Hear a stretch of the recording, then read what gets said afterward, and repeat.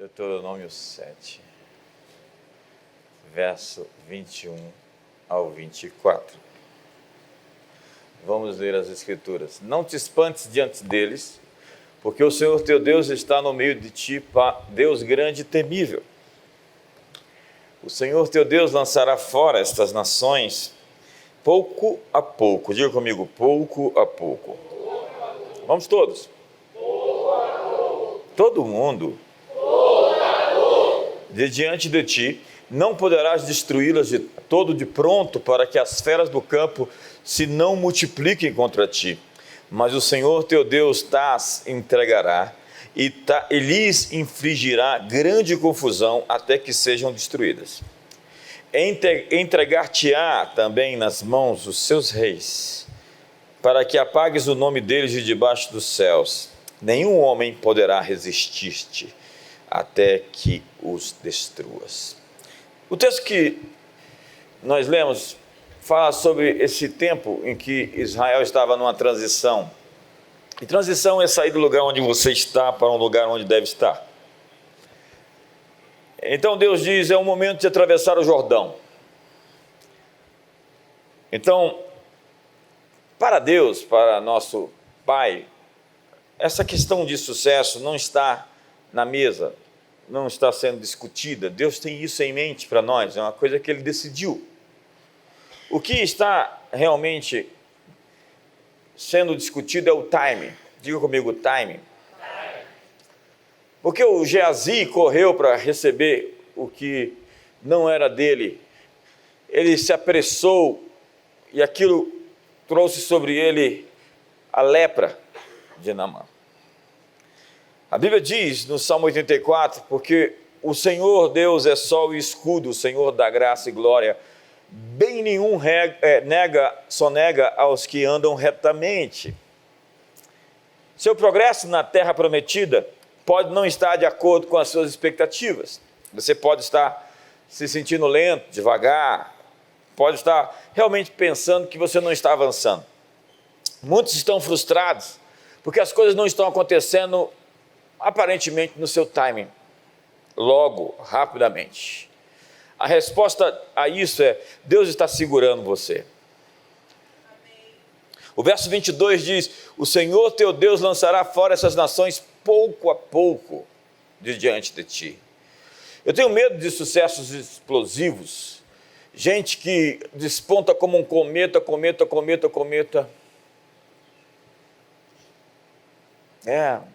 Faz o maior barulho e de repente desaparece, como chegou.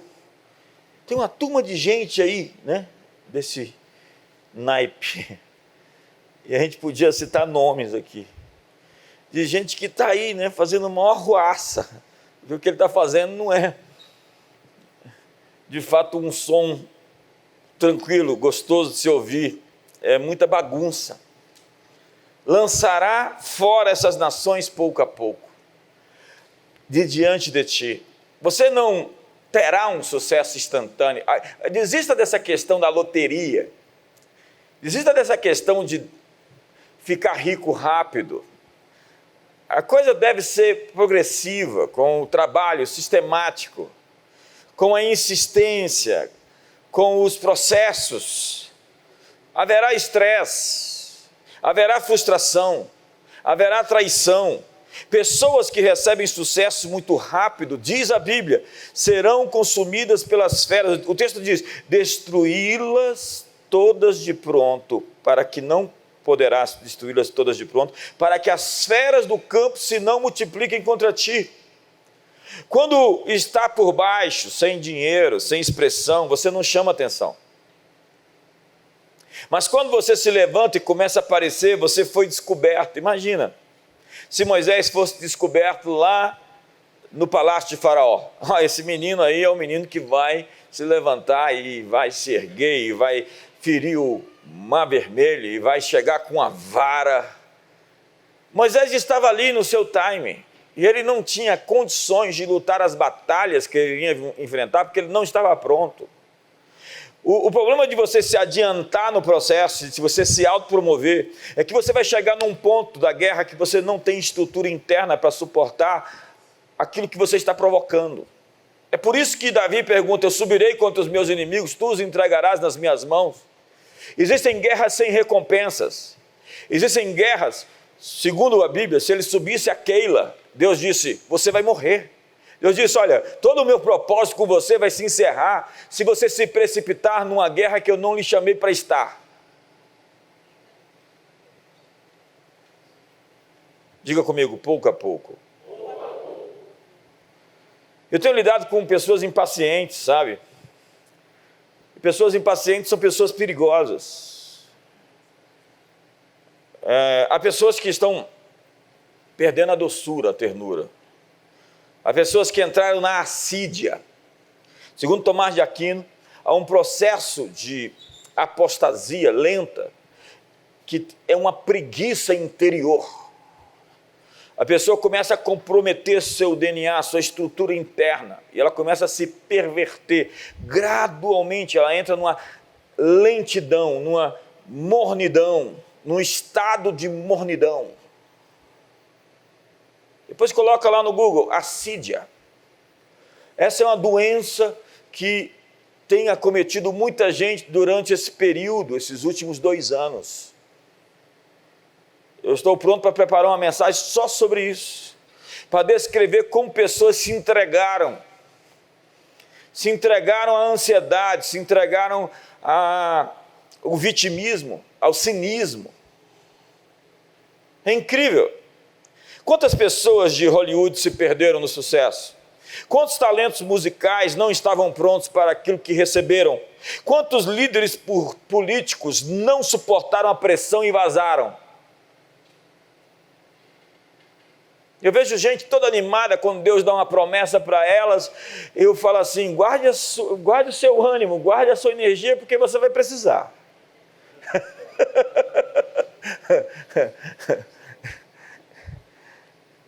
Quantos atletas de sucesso falharam? Quantos homens de negócios fizeram do dinheiro o seu Deus? Eram dependentes, amavam a Deus, eram fiéis a Deus em suas ofertas e seus dízimos. Começaram a ganhar muito dinheiro, acham que é muito. Quantos pastores ouviam Deus e depois do sucesso só ouviram a si mesmos? Deus diz: eu vou te dar pouco a pouco a terra, por conta das feras. Deus te dá pouco a pouco para trabalhar em você no processo. Pouco a pouco, para que você chegue onde tem que estar, preparado, treinado, equipado. Então, no caminho, Ele purifica as suas motivações. No caminho, você apanha para poder realmente definir-se internamente por que você veio, ou se você está por Deus ou por conta própria. Então Ele vai tirando de você a palha, Ele santifica os seus sonhos, Ele vai redimir os seus talentos, Ele lhe leva pelo vale no meio de situações humilhantes, Ele te ensina a permanecer de joelhos quando você poderia crescer, Ele te abate e depois te levanta, ao invés de te levantar e depois te abater.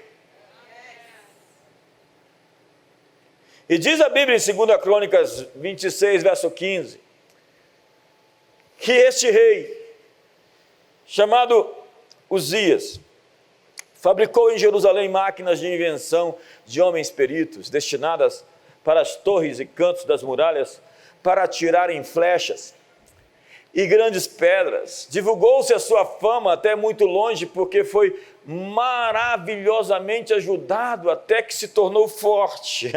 Até que se tornou forte.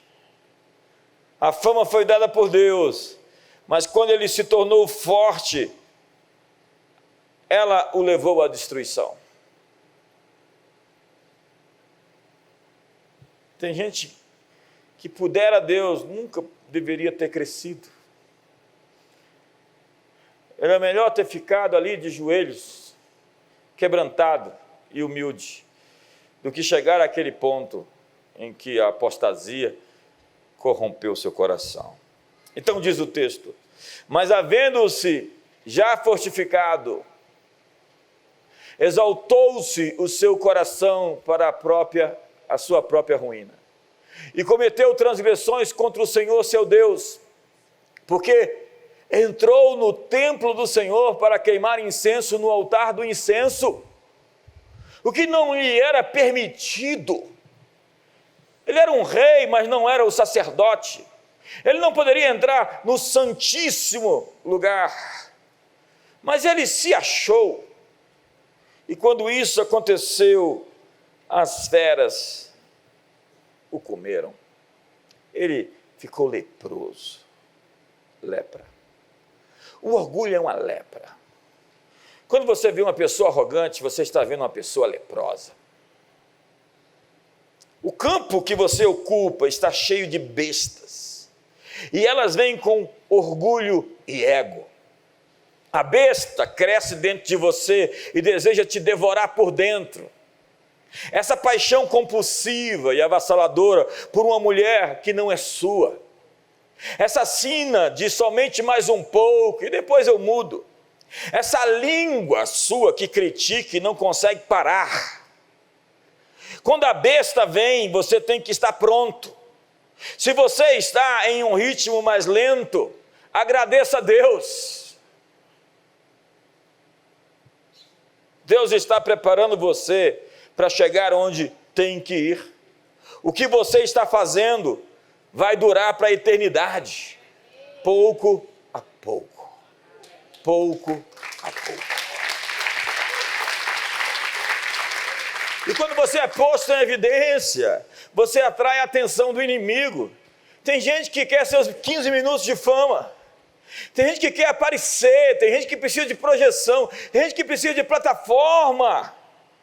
Eu confesso a você que por vezes eu estou fugindo disso. Quem me conhece sabe. Ao obter sucesso, você fica altamente exposto, será altamente pressionado e as bestas da terra o procurarão. A besta do orgulho, a besta da presunção, a besta da arrogância, a besta da independência de Deus, a besta da independência do corpo de Cristo, da igreja. É incrível como gente pode acreditar que pode servir a Deus sem a igreja. E como tem esses espertinhos aí na internet, dizendo para você, compre os meus cursos, mas não dê o seu dízimo. Dá um sorriso para o seu irmão aí do lado.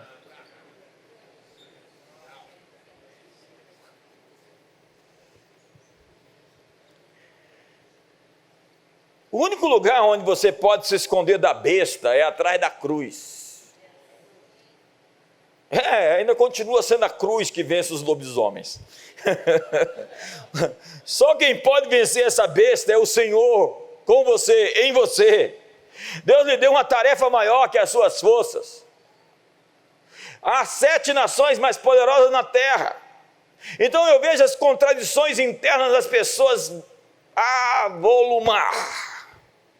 Ela sobe a montanha e daqui a pouco eu vejo o monstro aparecer, a besta apareceu, é o coisa, é o Hulk está lá, olha lá, ele está ficando verde, ele cresceu um pouquinho no sucesso e agora ninguém segura mais, ele é irresistível, ele é o cara que não pode brincar de pique-esconde porque ele se acha.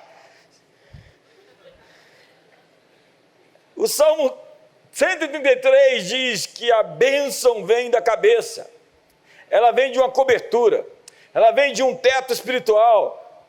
Na antiguidade havia um tratado de guerra, quando 2 nações disputavam uma longa guerra, e ninguém vencia, se colocava o campeão de cada lado para lutar.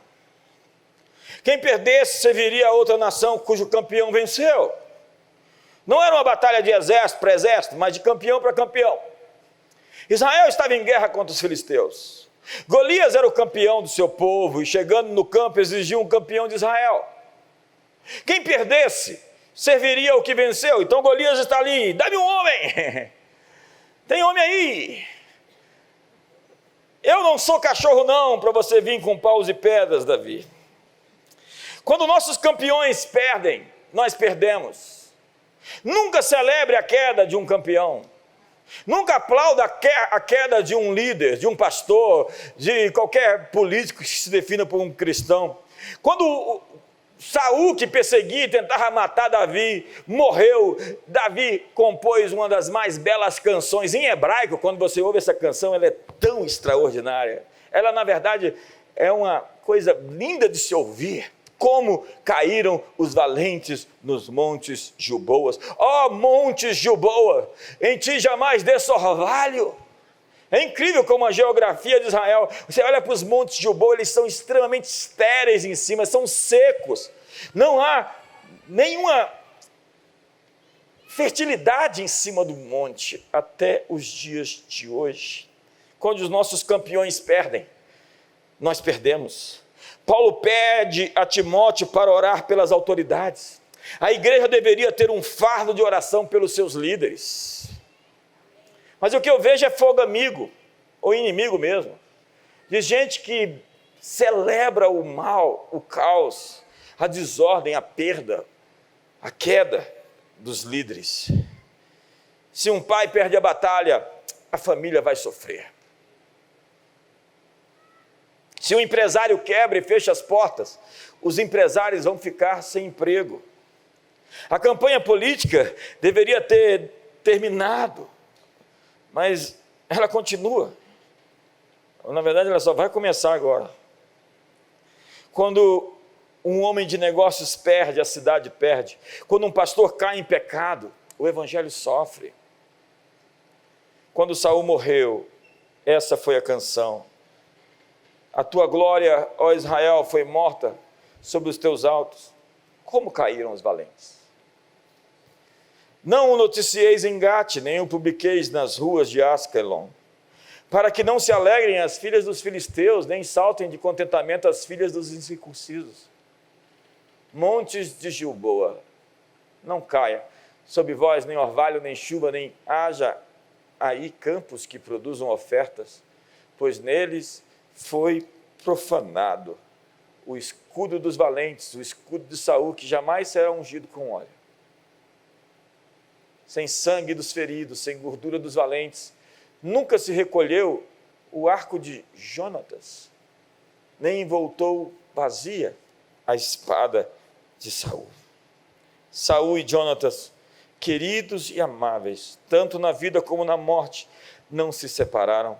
Eram mais ligeiros do que as águias, mais fortes do que os leões. Vós, filhas de Israel, chorai por Saul, que vos vestia de rica escarlata, que vos punha sobre os vestidos adornos de ouro. Como caíram os valentes no meio da peleja.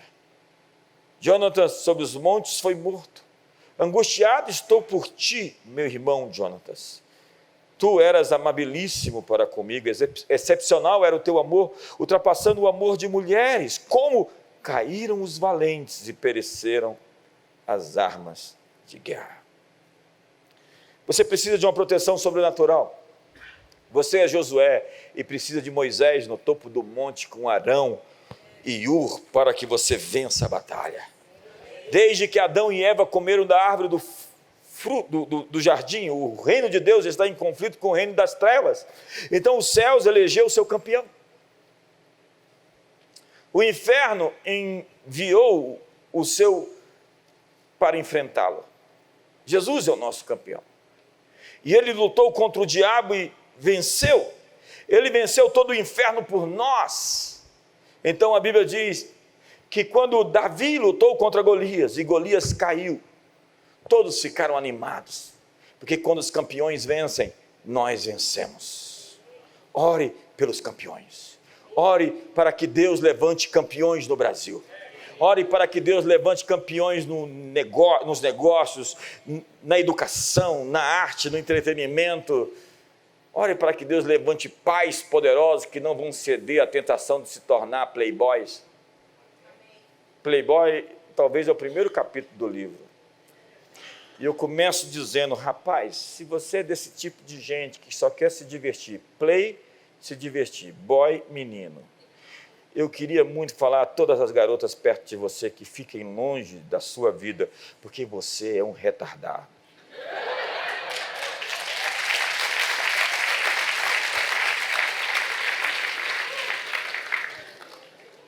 Você pode ter nascido homem, mas isso não significa que você é um homem.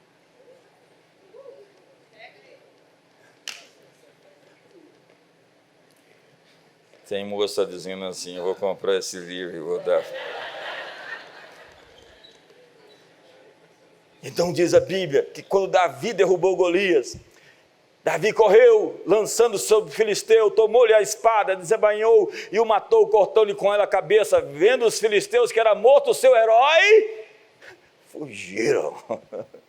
Então os homens de Israel e Judá se levantaram e jubilaram e perseguiram os filisteus até Gate, até as portas de Ecrom, e caíram filisteus feridos pelo caminho de Saraim até Gate e até Ecrom. Então voltaram os filhos de Israel de perseguirem os filisteus e lhes despojaram os acampamentos.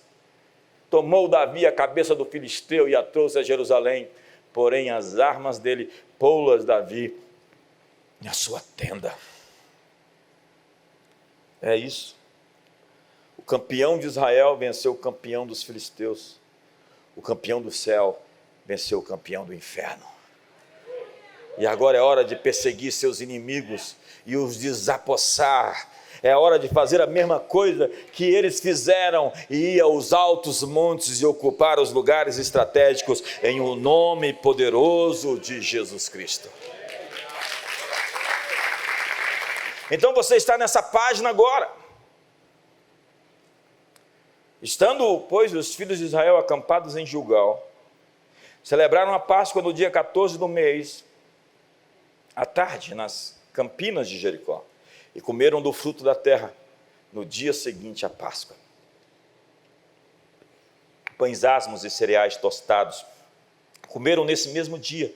No dia imediato, depois que comeram do produto da terra, cessou o maná.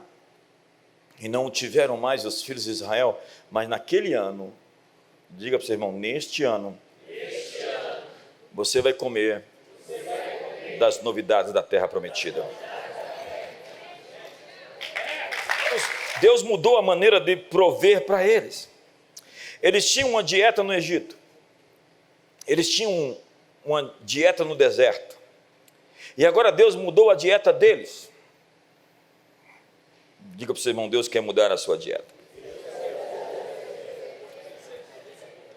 O texto diz, eles agora teriam um apetite para coisas que nunca tiveram antes. Veja no verso 12, no dia imediato, depois que comeram do produto da terra, cessou o maná. E não o tiveram mais os filhos de Israel, porque naquele ano comeram das novidades da terra de Canaã.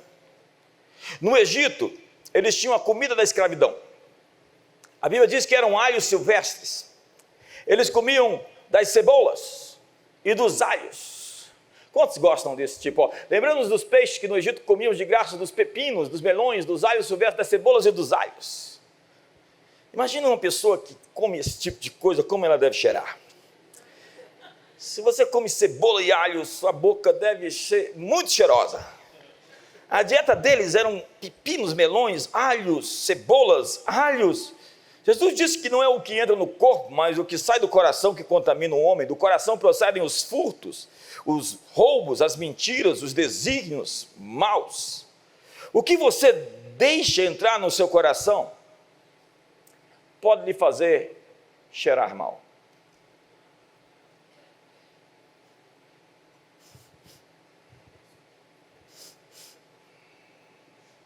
Seu comportamento pode cheirar mal. Suas atitudes podem cheirar mal. Gente ranzinza se apegando a detalhes bobos, críticos e amargos. Eu não consigo aguentar o seu cheiro.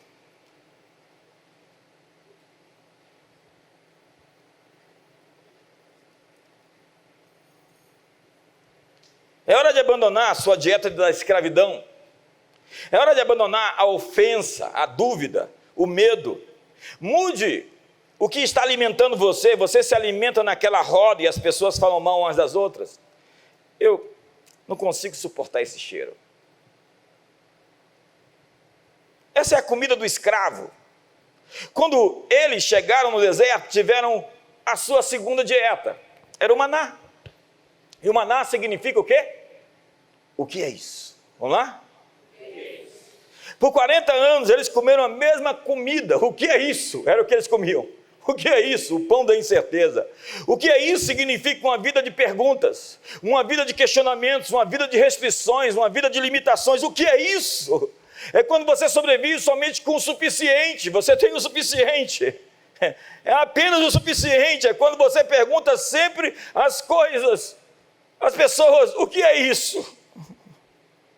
Você não sabe muito das coisas. Elas não estão claras para você. Você não tem certeza do que está acontecendo, você está aprendendo a viver pela fé. Então, quando você come da novidade da terra, o maná cessa. Justamente quando você está escrevendo um livro sobre 21 maneiras de como cozinhar seu maná, ou as receitas do maná, maná refogado, maná assado, maná frito, maná.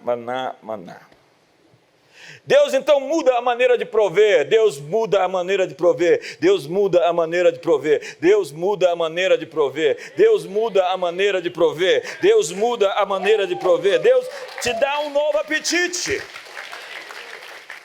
E a Bíblia diz que Ele opera em nós o querer e o realizar, Ele me dá sonhos e me dá poder para realizá-los. Quando você está cheio do que é isso, quando já perguntou por tudo, mas na terra prometida não tem mais moleza. Agora você vai ter que semear para colher, vai cavar os montes para ter o cobre, vai construir casas e plantar vinhas. A terra que mana leite e mel é uma terra de oportunidades. Essa é a sua dieta da liberdade. E a liberdade custa caro. Não dá mais para colocar a culpa em ninguém. Não dá mais para responsabilizar os outros porque você é assim tão torto. Não dá para dizer é porque a política, é porque os políticos, é porque o sol, é porque a pandemia, ou porque qualquer coisa. Liberdade custa autorresponsabilidade. Sua frutificação vai te tirar da sua zona de conforto. Para dar à luz, uma mulher tem o seu desconforto. Na zona de desconforto nasce um bebê. E uma mulher grávida que está entrando na sala de parto, não entra sorrindo, ela entra com dor, ela está se sentindo desconfortável. Olhe para o seu irmão e pergunte, você está se sentindo desconfortável? Seu arranhão no espírito, sua fadiga, perseguição, sua tribulação, é porque você já está entrando na sala de parto.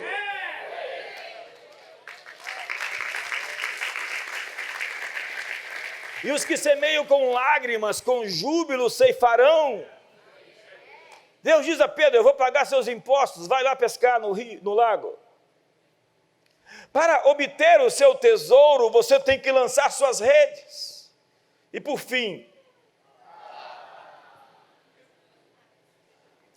estando Josué perto de Jericó, ao pé de Jericó, levantou os olhos, olhou e eis que se achava em pé diante dele um homem que trazia na mão uma espada nua. Chegou-se Josué a ele e disse-lhe, és tu dos nossos ou dos nossos adversários? Respondeu-lhe ele, não, sou príncipe do exército do Senhor e acabo de chegar. Eu gosto disso, acabo de chegar. Diga para o seu irmão, tem alguém que acabou de chegar na sua vida? Eu estou sentindo essa coisa de anjos, assim, sabe? Eu estou sentindo essa coisa de encontros quânticos. Eu estou tendo essas impressões, essas visões. Eu estou tendo, assim, esses acessos. Parece que existe uma invasão acontecendo. Então Josué se prostrou e o adorou e disse-lhe, que diz, meu senhor, ao teu servo? Respondeu o príncipe do exército do Senhor a Josué, descalça as sandálias dos pés, porque o lugar em que estás é santo. E fez Josué assim. Ele pergunta, você é por nós ou por eles? O anjo diz, não. Eu sou por mim, pelo meu lado. Espero que você se junte comigo. Deus é por ele. E espero que você esteja do lado dele. Eu espero que você esteja do lado dele essa noite. Então, o capitão dos exércitos do povo encontra-se com o capitão dos exércitos do Senhor. Há um alinhamento. Diga comigo, alinhamento. Eu sinto isso. Céus e terra estão se alinhando. Conexões celestiais estão se abrindo. Um novo tipo de provisão está chegando. E quando Josué entendeu o que estava acontecendo, ele se prostrou e adorou. Essa é uma guerra que nós vamos vencer de joelhos. Essa é uma guerra que nós vamos vencer em adoração. E adoração limpa os céus e destrona principados, não porque nós nos dirigimos a eles, mas porque nós falamos com Deus e Deus habita no meio dos louvores. E quando Deus aparece, alguém tem que ir embora. O inimigo vai desaparecer da sua vida quando você colocar louvor e adoração nos seus lábios.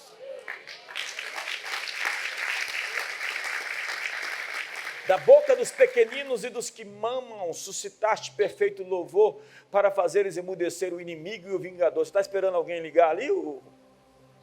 É isso? Olha só, está esperando você ligar aqui, ó. Aperta o botão aí. Você veio por nós ou está contra nós? Então diz o texto: ora, Jericó estava rigorosamente fechada por causa dos filhos de Israel. A notícia tinha chegado. Haviam cidades fortificadas. Haviam gigantes. 7 nações mais poderosas. Mas aquela raça que nasceu no deserto era diferente daquela que nasceu no Egito.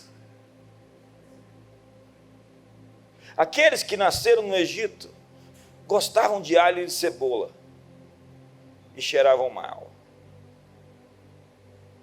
As conversas deles cheiravam mal. O comportamento deles cheirava mal. Mas aqueles que nasceram no deserto, eles foram preparados para essa hora. Eles estavam ansiosos por esse momento. Eles estavam assim, e agora? Enquanto aqueles se recusaram a entrar na terra por medo, dizendo, tem muito gigante lá, nós não vamos conseguir. Aqueles novos guerreiros, nascidos ao alvorecer, no útero da noite, no meio do deserto, eram soldados sem medo. Era um tipo diferente de gente, que veio cumprir o que foi dito a Abraão 400 anos antes. Deus aparece para Abraão e diz, a tua descendência será escrava, peregrina em terra alheia. Por 400 anos serão escravizados, até que se encha a medida do cálice dos amorreus, dos cananeus.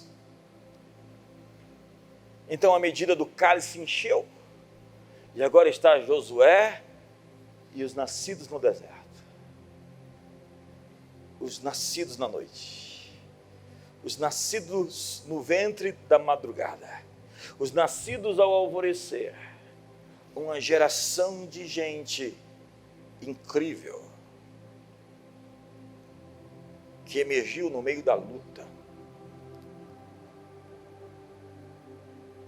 E eles vieram cumprir a palavra profética de séculos atrás. Nesta hora e nesse tempo, há uma geração surgindo.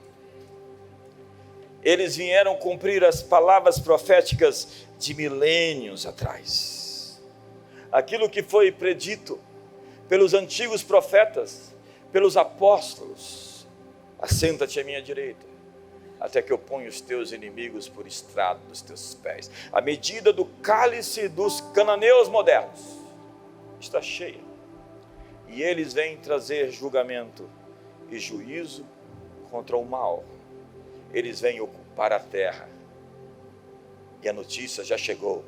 Eles estão vindo. E quando disse que essa raça de gente está nascendo, as torneiras da indústria do aborto se abrem.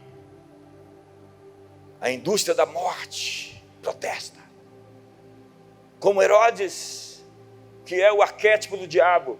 Como Faraó, que manda matar todos os homens do sexo masculino. O diabo tem muito medo de homem de verdade. Homem de verdade, que não vive como um bom vivant, um playboy, um metrosexual, que não carrega consigo o coelho com o fraque da playboy, mas uma cruz como estilo de vida.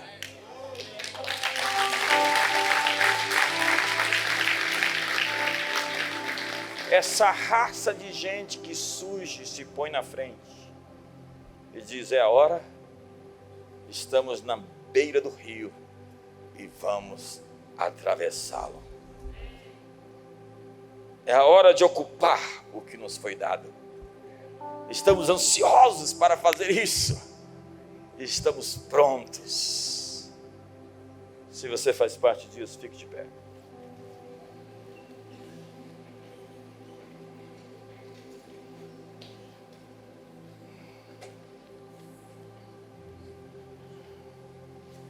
Feche seus olhos por um instante.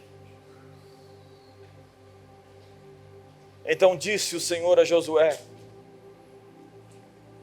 olha, entreguei na tua mão Jericó, o seu rei e os seus valentes. Deus fala 4 vezes para Josué: esforça-te, bom ânimo, coragem. Esforça-te, bom ânimo, coragem. Esforça-te, bom ânimo, coragem. Esforça-te, bom ânimo, coragem. Deus está dizendo a um homem que estava sucedendo a Moisés. Imagina o que ia suceder a Moisés. Mas Deus não queria Moisés para aquela hora. Pare de se comparar com Moisés. Deus queria Josué. Ele precisava de Josué. Porque cada um de nós tem os seus dons. E na junção desses dons, nós podemos chegar onde precisamos estar. Há uma geração emergindo de gente que sonha com a terra prometida. Gente que quer cumprir aquilo que lhe foi designado na história. Gente que resolveu conquistar pouco a pouco, devagar e sempre. E não tem ansiedade por aparecer. Não tem a vontade simplesmente de ser visto. Não faz publicidade de si mesmo. Lide hoje com a ansiedade. Lide hoje com as bestas que querem comer você por dentro. Lide hoje com a pressa. Lide hoje com os alhos, as cebolas e as comidas do Egito. Porque Deus te deixa saber que encerrou-se o maná, porque é hora de comer a novidade da terra prometida. Pai, hoje nós estamos aqui como esse exército nascido na noite, no útero da madrugada. Essa gente treinada no deserto, esse tempo de deserto que nós passamos todos debaixo desse céu, é o anúncio de uma ocupação, de uma conquista, de um avanço para a humanidade ainda nesse ano, nos próximos meses.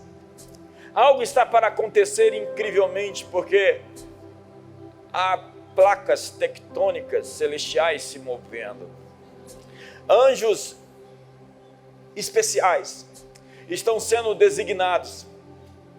Há um acampamento deles, como Jacó viu em Gênesis 32, um acampamento de anjos. Há uma movimentação celestial sobre a terra esses dias. Os céus não desistiram da terra. Ainda que o inferno tenha se erguido, os céus têm uma voz e os céus têm um povo. uma raça eleita, um sacerdócio real, um povo de propriedade exclusiva de Deus. E Deus está adornando, Deus está treinando, equipando você, está lhe dando uma armadura especial para o combate, para a batalha, para o enfrentamento. E Ele quer que marchemos juntos em unidade. Sabe, olhe para mim. Quando os exércitos romanos se moviam, eles conquistaram o mundo porque eles eram avançados tecnologicamente na arte da guerra. Eles tinham uma armadura que Paulo usa lá em Efésios capítulo 6, que cada componente representava uma dessas maneiras de Roma se destacar no combate. Uma delas era o escudo. O escudo, que era retangular, montava uma estrutura que eles chamavam de formação testu, formação tartaruga. Eles conseguiam fazer uma parede com os escudos à frente, e os atrás faziam uma parede no teto, e os do lado faziam paredes atrás e pelos lados. Então eles faziam uma formação, e o primeiro ataque na guerra sempre era da artilharia. Então as flechas e as lanças choviam, e eles não tinham perda nenhuma. Eles se moviam devagar, todos juntos, com a formação. E eles estavam avançando, e eles estavam chegando, e eles estavam indo, e as flechas chegavam e não atingiam nenhum, porque todos eles estavam protegidos. Então eles venceram a primeira fase da guerra sem baixa nenhuma. Quando deveriam ter perdido milhares de soldados, eles estavam intactos, porque eles marchavam juntos, eles eram um corpo unido, eles tinham uma mesma visão, uma mesma estrutura, eles estavam avançando com o escudo da fé para apagar todos os dardos inflamados do maligno. E quando eles chegavam mais perto, era a hora da espada. E a espada deles era uma adaga. Eu já vi essa espada em Israel. Era uma adaga pequena, era uma espada que não pesava, era uma arma fácil de manejar. E eles tinham essa habilidade de lutar. E eles não tinham armadura nas costas, porque fugir, dar as costas não era uma opção. Eles só tinham a frente, adiante, diante dos seus olhos. Eles estavam marchando, eles foram feitos para isso, eles nasceram para lutar. Deus está querendo esses guerreiros valentes, que sabem formar em equipe. Não são esses indivíduos solitários, cheios de segredos, gente que quer se destacar. Ei, se una um corpo, vamos construir algo juntos, vamos fazer uma coisa para avançarmos juntos, ainda que devagar, veja pouco a pouco. Aquela formação avançava devagar, eles tinham um ritmo lento, mas eles chegavam onde tinham que chegar, porque eles estavam juntos.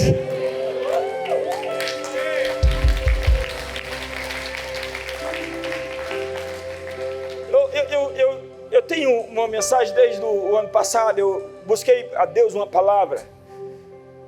A palavra para essa década é sacerdócio real. É esses reis sacerdotes que Deus levantou para essa estação.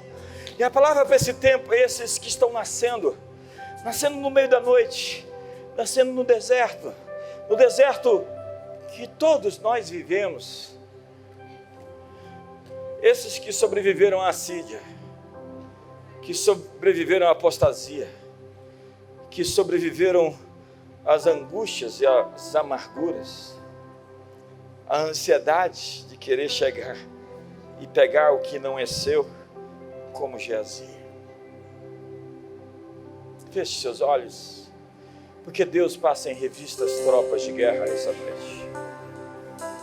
Os seus olhos estão sobre toda a terra para se mostrar forte, para com aqueles cujo coração é totalmente dele. Deus não está atrás de uma multidão. Ele diz: procure em Jerusalém um homem ou uma mulher que queiram justiça, que ardam, que queimem por algo diferente. Procure um homem ou uma mulher, um filho ou uma filha. Procure alguém que se importe. Deus não está atrás de uma multidão de gente. Deus está atrás de um homem. Deus está atrás de uma pessoa. Deus está atrás de um líder. Deus está atrás de uma mulher. Deus está atrás de um homem de família. Deus está atrás de uma criança, de um jovem que tem o fogo e a paixão em seu coração, que clama por algo mais, que deseja ver um avivamento. Ei, eu sinto dizer, o avivamento está vindo. Eu anuncio a vocês, o avivamento está chegando. Deus está mandando o seu fogo sobre a terra. Deus está enviando o seu Espírito sobre toda a carne. Os jovens, os velhos, os filhos profetizarão, terão visões, terão sonhos. Deus está trazendo o seu movimento sobre a terra, imparável, indomável, indomesticável, invencível, indômito. Levante as suas mãos e o adore. Josué encontrou o príncipe dos exércitos do Senhor e ele se prostrou em adoração. Quando Jacó lutou contra Deus, ele apanhou pra caramba, porque ele estava cheio de si, cheio de razões, cheio de justiça própria, cheio de vontade, cheio de enganação. E foi quando ele foi quebrantado que ele venceu. Eu chamo isso de o ponto da virada, o ponto da mutação.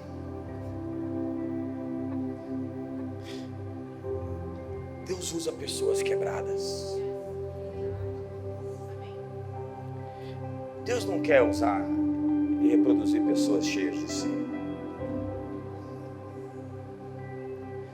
Deus não está a fim de multiplicar determinados tipos de líderes,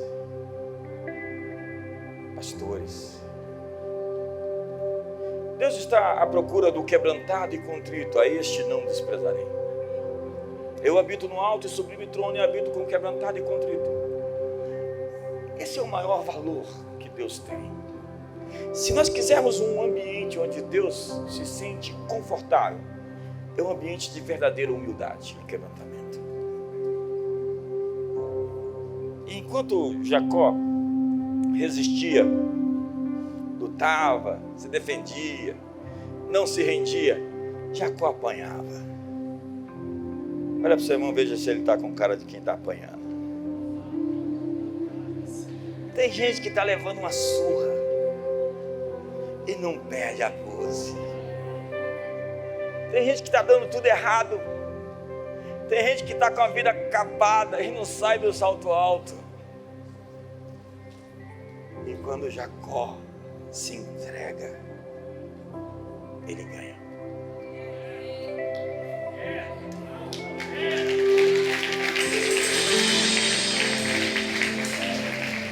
Então a guerra é uma guerra de rendição. Foi quando Josué se prostrou diante do príncipe dos exércitos do Senhor, a teofania, a aparição, o campeão de Deus.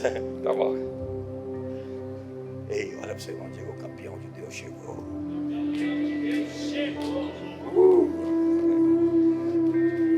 E foi quando ele se rendeu.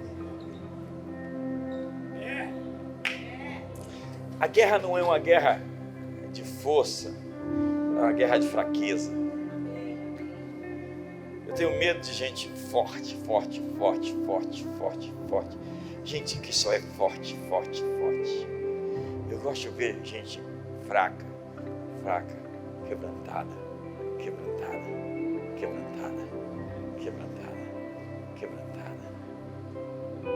Eu gosto de ver gente com o olho fundo, de tanto jejum assim. Diga para você, irmão, eu queria te ver com o olho fundo de jejum. Você sabe por que o jejum é essa grande arma?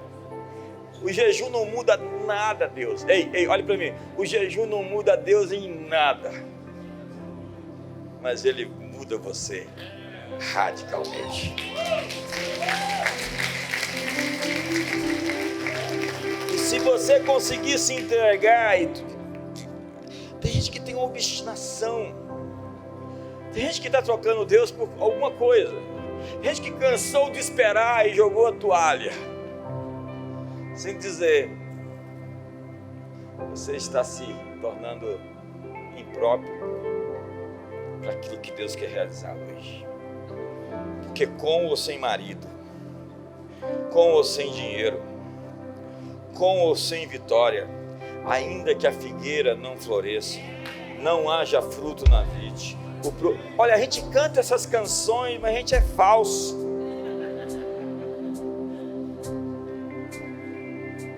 ou 100, eu estou de joelhos.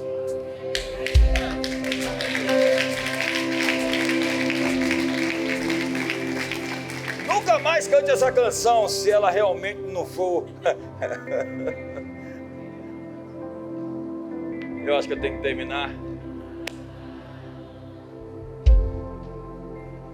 Está sentindo os anjos passando por aqui? Eu estou.